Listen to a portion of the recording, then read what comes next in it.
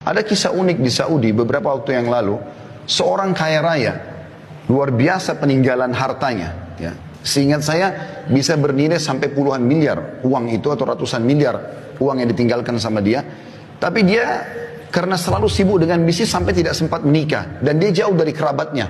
Ya, dia selalu memblokir dirinya tidak bertemu dengan kerabatnya. Intinya pada saat dia meninggal dunia, pemerintah Saudi tepatnya pengadilan itu menahan hartanya semua dan mencari tahu mana ahli warisnya.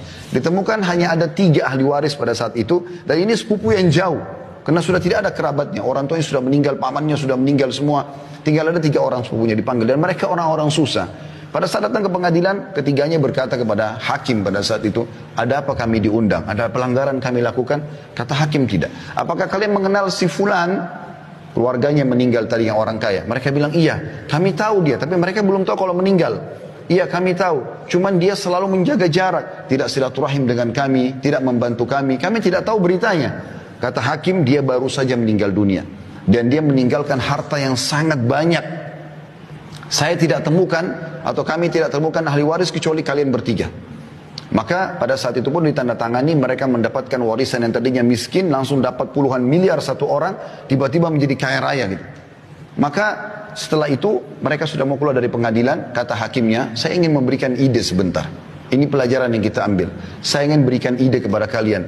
Kan kalian juga mendapatkan harta dari si mayit tanpa upaya apa-apa. Tiba-tiba kalian mendapatkan uang jutaan real, sekian puluh miliar tanpa ada upaya apa-apa. Bagaimana kalau setiap orang di antara kalian mengeluarkan uang, kalau nilai rupiahnya masing-masing 1 miliar saja keluarkan. Jadi kalau dia dapat 30-40 miliar, 1 miliar tidak ada, kecil sekali.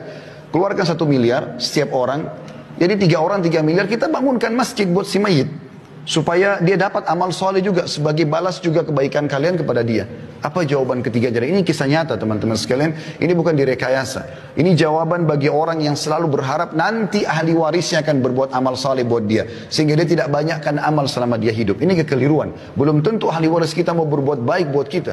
Mungkin pun kalau dia doakan sebulan sekali. Saya tanya jujur teman-teman sekalian hadir di sini, berapa kali anda doakan kakek anda dalam sehari?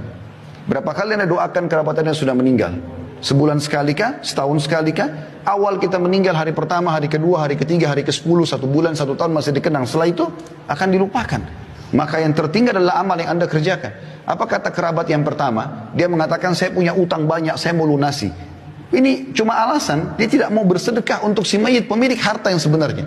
Kemudian yang kedua juga mengatakan, saya sudah lama hidup susah, saya ingin hidup senang sekarang. Maksudnya saya tidak akan memberikan uang untuk bangun masjid itu. Dan kisah yang ketiga, ini yang jadi pelajaran kita, orang ketiga mengatakan, hai hakim, orang ini semasa hidup, kenapa dia tidak bangun masjid buat dirinya?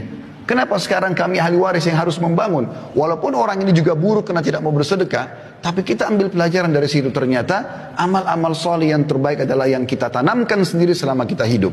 Kalau kita berharap setelah kita meninggal ada yang berbuat amal soleh, itu sangat kecil sekali persentase yang bisa kita dapatkan. Kalaupun yang mengenang kita anak-anak, Allahu a'lam cucu-cucu dan cicit kita apakah masih mengenang kita atau tidak. Maka maksimalkan saudaraku seiman.